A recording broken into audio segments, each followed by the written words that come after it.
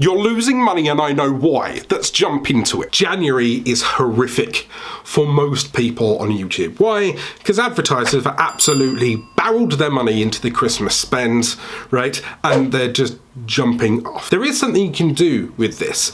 I find there's a few niches that buck this trend. One, fitness does fairly well in January because they're all like, you've been on a sofa all Christmas and all Thanksgiving eating your stodge, why don't you come and dance with us? So you've got people like gyms advertising against you in January. These are the things that you could jump in on. Make sure that you're focusing on the right niche at the right time of year and understand the seasonal variances that are within your niche. I'm a YouTube educator and I know a fair few YouTube educators personally, and we tend to find that we get a jump at the start of January, February and Q1. Why? Because everyone got a camera for Christmas and everyone wants to be a YouTuber in 2022, 2023, 2024, whenever you're watching this video, and in the process you seek out people like me. So I know that my educational content is in more need at the start of the year. That's why my CPM over the course of the year is fairly level. I don't have any massive seasons and I don't have any massive dips because I'm educating. But if you know that your specific content is tailored to specific times of year, that's something that we can look into. In fact, I'll discuss that in a second. There are higher advertising months. There are periods throughout the year in which advertisers jump in and have to spend money to get their sales. They are things like Valentine's Day, Easter, then you've got your summer break, so they're pumping all out holidays, and then you've got like Thanksgiving, you've got your Black Fridays, and you've got your Christmas. Now there are others in between, but those are your big holiday periods. And if you tailor your content around those things, or you tailor your content to specific events within your niche, then you can take advantage of those peaks and those advertisers spending at those times. Coca-Cola, for example, might not necessarily be advertising in January when gyms will be, because gyms absolutely love January to get all those fatties off of their Christmas sofa into their gyms. Or if you're a student and you're talking about student things,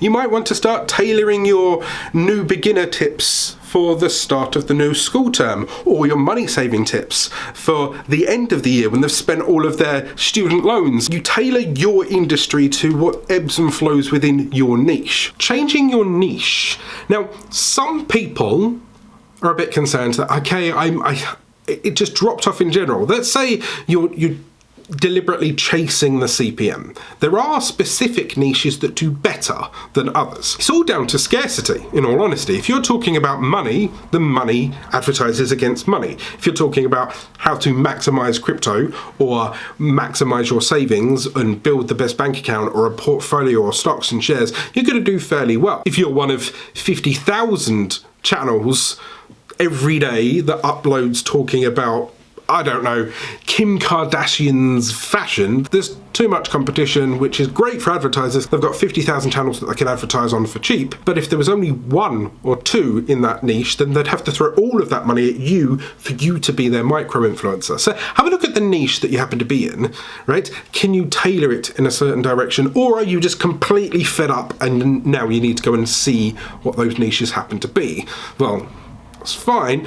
I'll put a link in the description down below to how to boost that CPM, RPM, and I've got a blog post that's on my website that it details every niche that's the highest ranking niche. To boost your CPM rates and to earn a little bit more money, consider increasing your video length. Now, this doesn't mean padding it full of pointless tat.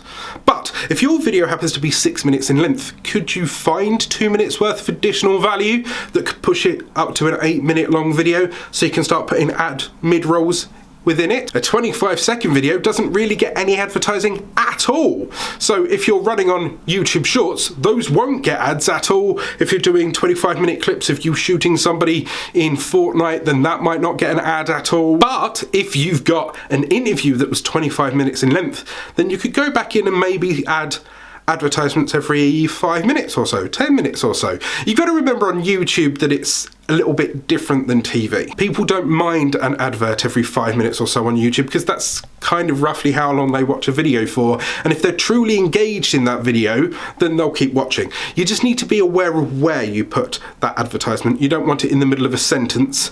Maybe put it at the end of a point or at the start, just before a very important piece of information, so they have to wait through the advert to hear it. Audience location is a huge factor to these kind of things. If your videos are recorded and mostly distributed and consumed by people in America and the UK and the Western world, then you'll do fairly well within CPM rates because those are Western currencies. However, if you upload your video and 50% of your audience happens to be in developing countries, India, Brazil, those kind of places, then the problem with that is that yes, you may be getting a lot of attention, a lot of views.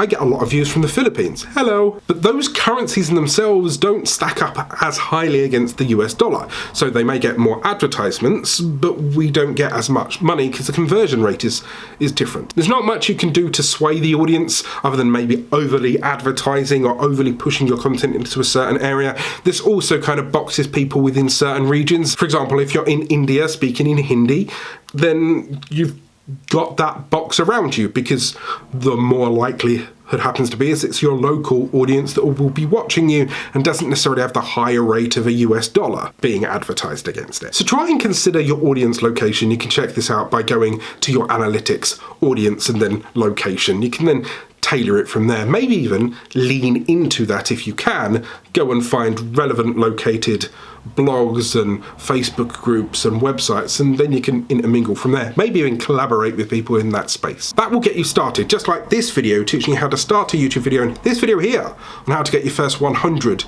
every month.